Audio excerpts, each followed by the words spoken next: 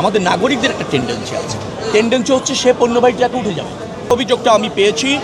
আমরা স্থানীয় সরকার মন্ত্রণালয়ের সাথে আন্তঃমন্ত্রণালয় মিটিংয়ে বলা হয়েছিল যে স্থানীয় সরকার মন্ত্রণালয় গরুরহাট ইজারা দেবে মহাসড়কের বা বড় সড়কের কাছে, সেটা আঞ্চলিক মহাসড়ক হোক জাতীয় মহাসড়ক হোক অথবা জেলা মহাসড়ক হোক, এই সিদ্ধান্ত ছিল।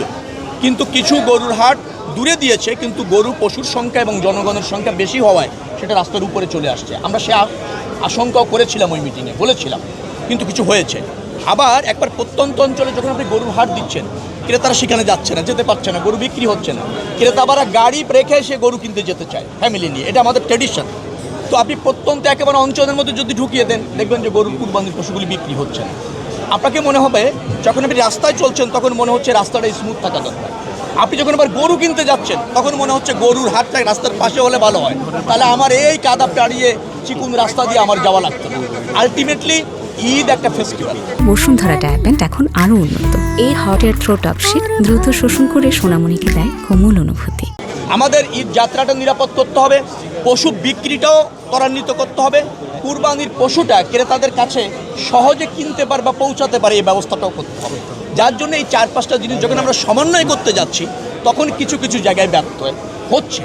তো আলটিমেটলি এই 4-5টা দিন সব সেক্টরকে প্রাধান্য দিয়ে তার কোনো সেক্টর যাতে ক্ষতিগ্রস্ত না হয় এটাকে দিয়ে আমরা সমন্বয় করছি। যার জন্য একটু কষ্ট হবে। লাখ লাখ মানুষ পণ্যবাহী ট্রাকে উঠে যাচ্ছে। আপনি একটা হাইওয়েতে যান, বাস্তবিকভাবে কোন ট্রাকটাকে আপনি নিয়ন্ত্রণ করতে পারবেন সেরকম কোনো অনেক সময় সুযোগ থাকছে না।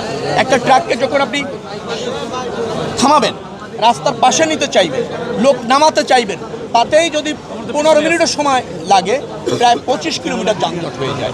অর্থাৎ ট্রাকটাকে কিন্তু ওই রাস্তার সময় থেকে বাইরে আনাটা বেশ কঠিন, চলমান রাস্তার থেকে, কারণ একটার সাথে একটা লেগে আছে, মিশে আছে।